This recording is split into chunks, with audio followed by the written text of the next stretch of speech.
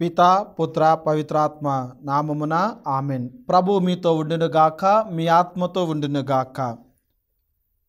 పునీత లూకా గారు వ్రాసిన పవిత్ర సువిశేషములోని భాగము. ప్రభువా మీకు మహిమ కలుగునుగాక. లూకా శుభవార్త 1వ అధ్యాయము 34వ వచనము నుండి 38వ వచనం వరకు. అంతట మరియమ్మ, నేను పురుషుని ఎరుగను కదా, ఇది ఎట్లు జరుగును అని దూతను ప్రశ్నించును. అందుకు ఆ దూత ఇట్లనెను, పవిత్రాత్మ నీపై వేంచేయును, సర్వోన్నతుని శక్తి నిన్ను ఆవరించును, అందుచేత ఆ పవిత్ర శిశువు దేవుని కుమారుడు అని పిలువబడును. నీవు చుట్టమగు ఎలిజబెతమును చూడుము, ఆమెకు వయస్సు మళ్ళినది కదా, గుడ్రాలైన ఆమె గర్భము ధరించి ఇది 6వ మాసము. ఏలైనా దేవునికి అసాధ్యమైనది ఏదియునూ లేదు. అంతటా మరియమ్మ, ఇదిగో నేను ప్రభు దాసురాలను, నీ మాట చొప్పున నాకు జరుగునుగాక అనెను. అంతటా ఆ దూత వెళ్ళిపోయెను. ఇది క్రీస్తు సువిశేషము. క్రీస్తువా మీకు స్తుతి కలుగునుగాక.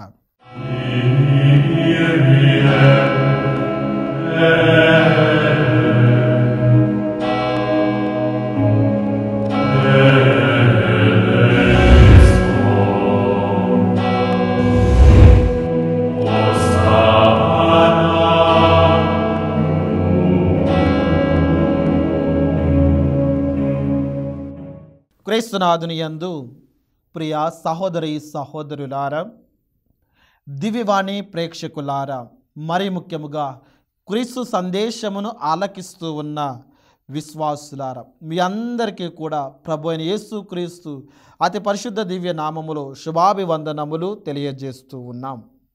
ప్రియ సహోదరి సహోదరులారా, ఈ రోజున మనం ధ్యానిస్తూ ఉన్నటువంటి అంశము అంగీకారము ఆశీర్వాద వరం. అంగీకారము ఆశీర్వాద వరం.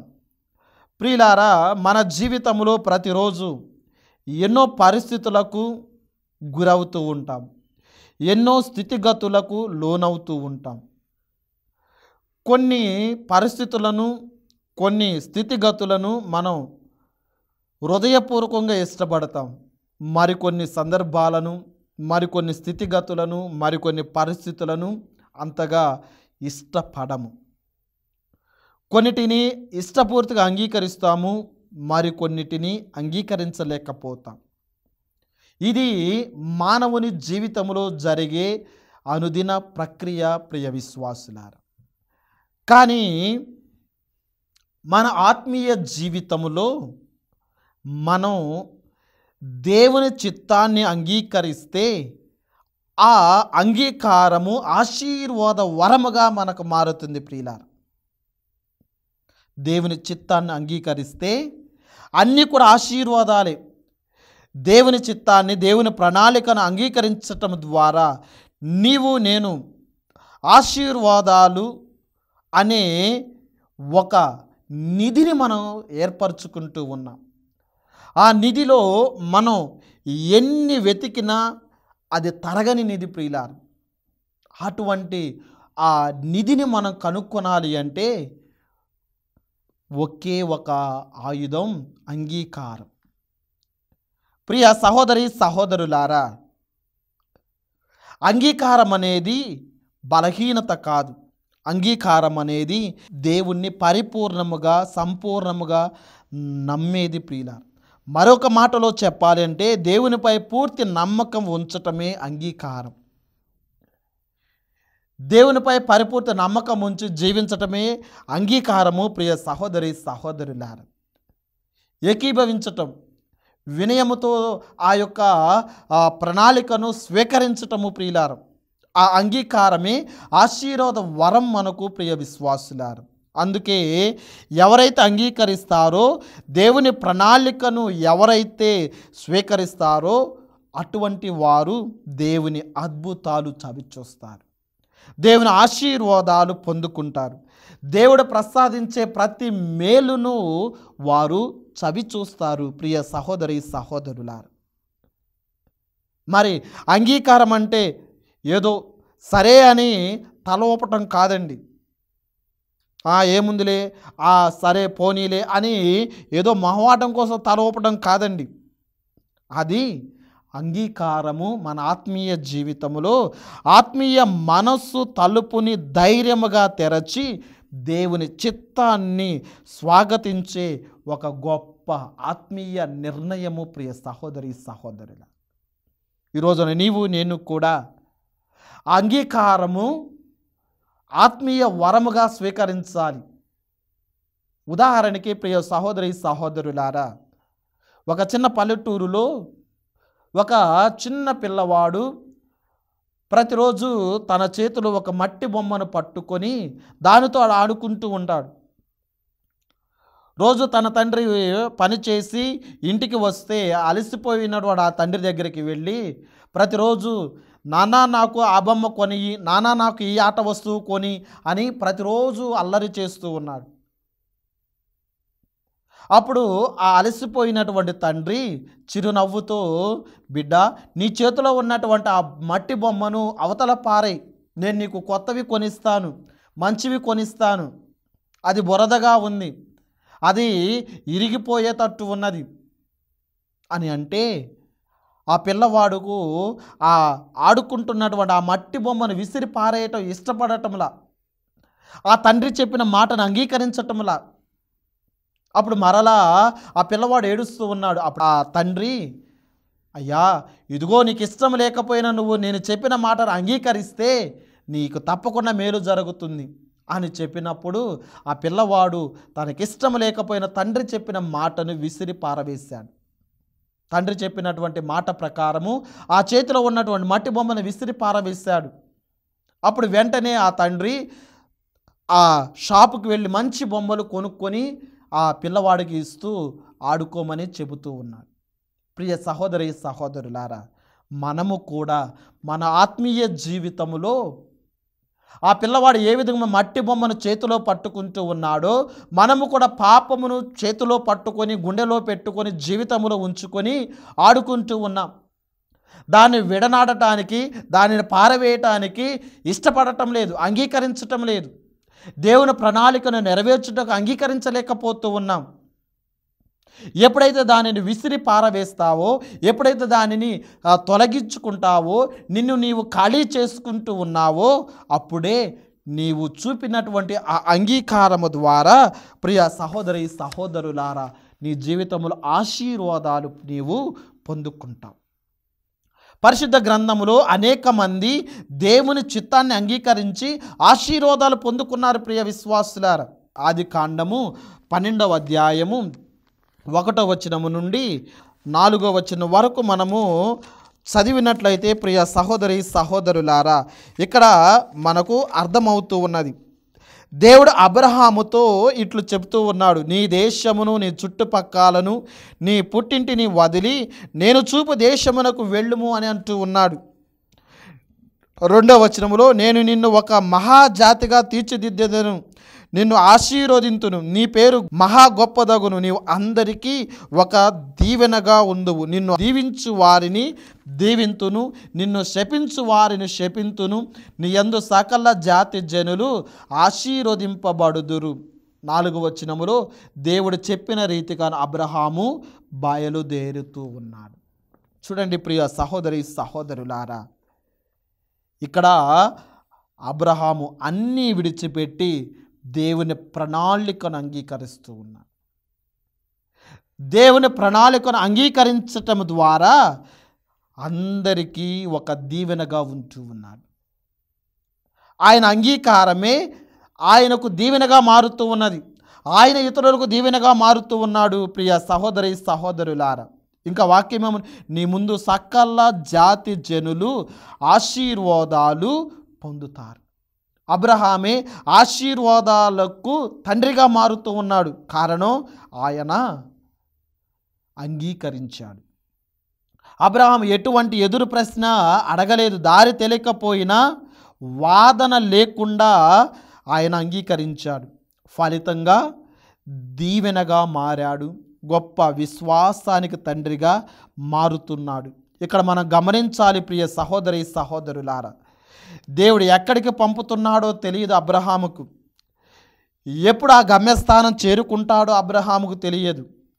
తెలిసిన వారు ఎవ్వరు కూడా, నా అనేవాడు ఎవరు కూడా అక్కడ లేరు. అయినా కానీ అబ్రహాము దేవుని స్వరాన్ని విని అంగీకరిస్తూ ఉన్నాడు.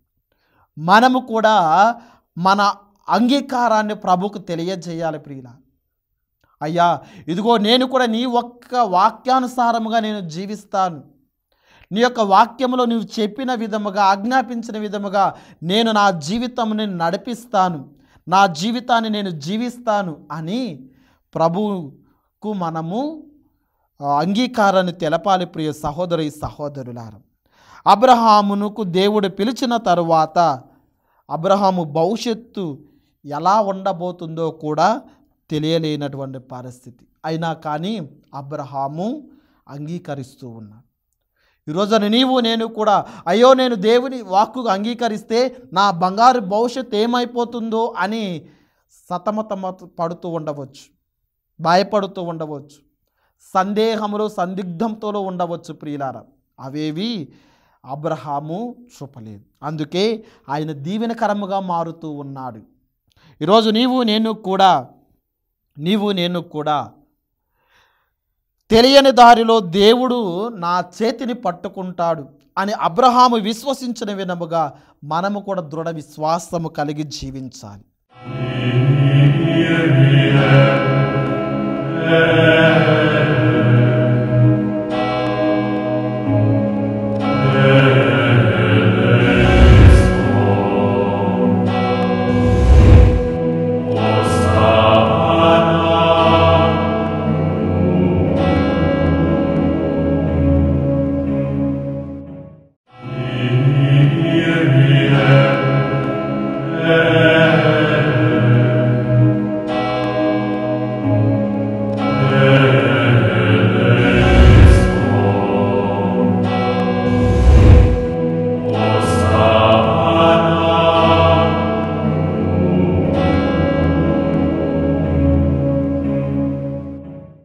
పౌలు గారు హెబ్రీ పత్రిక ద్వారా 11వ అధ్యాయము 8వ వచనము ద్వారా తాను ఎచ్చటికి పోవచ్చున్నాడో తెలియకపోయినా బయలుదేరును. అదే అంగీకరించటము ప్రియులారా.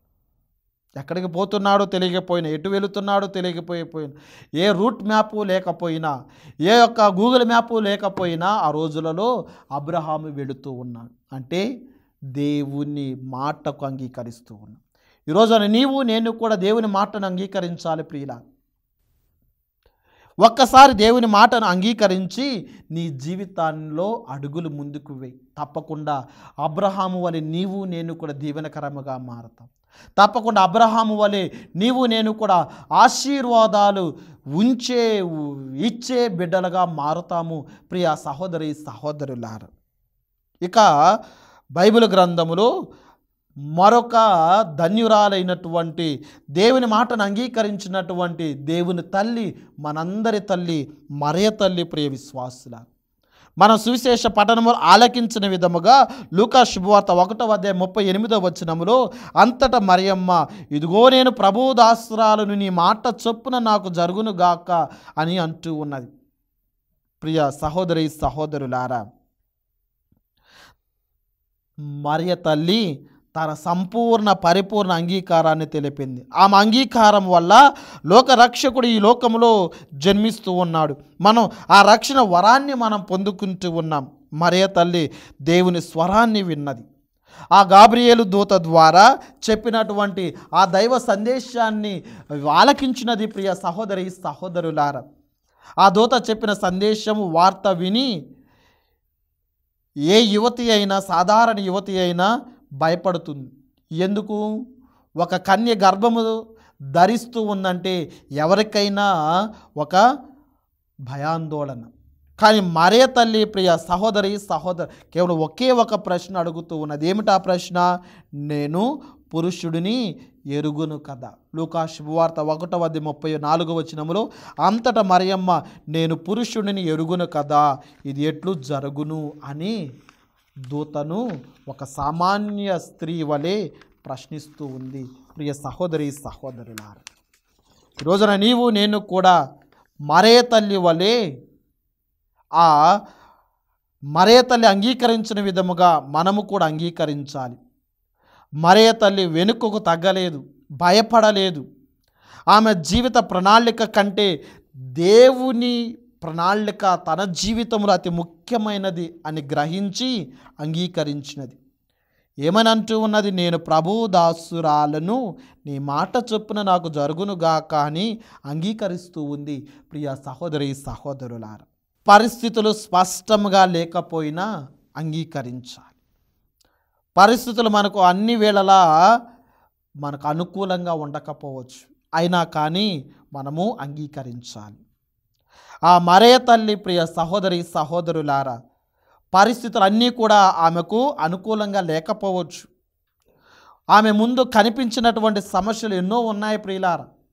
ముఖ్యంగా నిశ్చితార్థమైనటువంటి జోజప్ప గారు ఏమనుకుంటారు, ఆ గ్రామ ప్రజలు ఏమనుకుంటారు, సమాజం ఏమనుకుంటుందో, ఈ యొక్క వార్త సమాజం ఎలా స్వీకరిస్తుందో, ఎలా విమర్శిస్తుందో అన్నటువంటి సమస్యలు ఎదురైనా కానీ ఆమె ఆ సమస్యలను ఎదుర్కొని ఆమె ఏమంటూ ఉన్నది? నేను నీ మాట చొప్పున నాకు జరగాలి అని అంటూ ఉన్నది. ఈ రోజున ప్రియ సహోదరి సహోదరులారా, మనము కూడా మరియ తల్లి వలె అంగీకారాన్ని తెలపాలి. ప్రభు మనను అనేక ఉద్దేశాలతో మనల్ని పిలుస్తూ ఉన్నాడు. అనేక విధాలుగా వినియోగించుకోవటానికి మనను ఆహ్వానిస్తూ ఉన్నాడు. మనము అంగీకరించాలి. ఈ యొక్క జూబిలీ సంవత్సరములో పాల్గొంటున్నటువంటి నీవు, క్రీస్తు జయంతికి సిద్ధపడుతున్నటువంటి నీవు, ఆ సిద్ధపాటు కలిగి ఉంటున్నటువంటి నీవు, ప్రియ సహోదరి సహోదరులారా, అంగీకారము నీ జీవితములో ఆత్మీయ వరముగా మారాలి అంటే, ఆ రక్షకుని రాక నీకు నీ కుటుంబానికి దీవెనకరముగా ఉండాలి అంటే ఆ క్రీస్తు ప్రభువును అంగీకరించు. లోక రక్షకుడు ఆయనే అని అంగీకరించు. ఆయన చూపినటువంటి మార్గాన్ని అంగీకరించు. ఆయన ఇచ్చే దైవ సందేశాన్ని అంగీకరించు. నీ జీవితములో నీవు ఎదురయ్యే ప్రతి సమస్యను అంగీకరించు. ఆ మరియ తల్లి ఆమె అంగీకారం ద్వారానే ఆశీర్వాదము ద్వారము తెరవబడుతూ ఉన్నది. ప్రియ సహోదరి సహోదరులారా, మరి ఈ రోజున మనం ఆత్మ పరిశీలన చేసుకోవాలి. అబ్రహాము వలె నేను అంగీకరిస్తూ ఉన్నానా, లేదా ఎదురు ప్రశ్నలు అడుగుతూ ఉన్నాను? అబ్రహాము వలె నేను వినయముతో వింటూ ఉన్నానా, లేదా నేను వాదనకు దిగుతూ ఉన్నాను? ప్రియ సహోదరి సహోదరులారా, దేవుని విషయంలో వాదన కాదు మనకు ఉండాల్సినది, విధేయత. దేవుని విషయంలో మనకు అంగీకారం ఉండాలి, అపనమ్మకము కాదు. దేవుడు నీ నుండి నా నుండి కోరుకునేది మన అంగీకారము. ప్రియ విశ్వాసుల, ఆ మరియ తల్లి వలె నేను నీ దాసురాలను, నేను నీ దాసుడును అని మనము కూడా చెప్పగలగాలి. ప్రియ సహోదరి సహోదరులారా, మన జీవితంలో దేవుని మాట ప్రకారం మనకు జరగాలి, కానీ మన ఇష్టానుసారముగా మనకు జరగటము కాదు. ఈ రోజున ప్రియ సహోదరి సహోదరుడా, వాక్యాన్ని వింటున్నటువంటి నీవు ఆత్మ పరిశీలన చేసుకుని మనం దేనిని అంగీకరిస్తూ ఉన్నాం? దేవుని రాకకు, రక్షకుని రాకకు సిద్ధపడుతున్నటువంటి మనము ఆ దేవుని రాకకు అంగీకరించాలి. ఆ పరలోకమును విడి ఈ భూలోకములో అడుగు పెడుతున్నటువంటి ఆ క్రీస్తు ప్రభువును అంగీకరించాలి. అప్పుడే ఆత్మీయ ఆశీర్వాదాలు మనం పొందుకుంటాము. ప్రియ సహోదరి సహోదరులారా, ఎప్పుడైతే ఆ మరియ తల్లి నీ మాట చొప్పున నాకు జరుగునుగాక, నేను ప్రభు దాసురాలను అని అంటూ ఉన్నదో ఆ దూత వెళ్ళిపోయినది. ఎందుకు అంటే ఆ మరియ తల్లి ఎటువంటి సందేహము అనుమానము లేకుండా పరిపూర్ణంగా తన అంగీకారాన్ని తెలిపింది. ఆశీర్వాద వరాల ద్వారాన్ని తెరుస్తూ ఉన్నది. అందుకే ఆ దూత వెళ్ళిపోతూ ఉన్నది. ఈ రోజున ప్రియ సహోదరి సహోదరులారా, మనము కూడా వాక్యాన్ని ఆలకిస్తూ ధ్యానం చేస్తున్నటువంటి మనము ఆ మరియ తల్లి వలె పరిపూర్ణ నమ్మకం మన జీవితంలో కలిగి ఉండాలి ప్రియ సహోదరి సహోదరులారా. అంతేకాని మనకు ఎదురయ్యే ప్రతి సమస్యలను చూచి నలుగురు ఏమనుకుంటారో అన్న వాదనను మనస్సులో ఉంచుకొని, నా ఎదురువారు, నా ప్రక్కవారు, నా ఇరుగు పొరుగువారు ఏమనుకుంటారో అన్న విషయాలను ప్రక్కన పెట్టి నేను దేవుని వాక్యాన్ని అంగీకరిస్తూ ఉన్నానా లేదా, నేను ఆ పరిశుద్ధ వాక్యానుసారముగా జీవిస్తూ ఉన్నానా లేదా అని ఆత్మ పరిశీలన చేసుకోవాలి ప్రియ సహోదరి సహోదరు. అప్పుడే మన అంగీకారము మనకు దీవెనకరముగా మారుతుంది. మన అంగీకారము ఆశీర్వాదాల వరముగా మారుతాయి. మరి అంగీకరించకుండా తిరస్కరించినట్లయితే దేవుని దీవెనలు కూడా తిరస్కరించిన వాడవి అవుతూ ఉంటాం. కాబట్టి ప్రియ సహోదరి సహోదరులారా, ఈ రోజున మనందరము కూడా దేవుని సన్నిధిలో దేవుని వాక్యాన్ని ఆలకిస్తున్నటువంటి మనందరికీ కూడా దేవుడు ఈ ఆత్మీయ వరాలు ప్రసాదించాలి. కాబట్టి ఈ యొక్క శుభ సమయంలో మనందరము కూడా కళ్ళు మూసుకొని చిన్న ప్రార్థన చేసుకుందాం.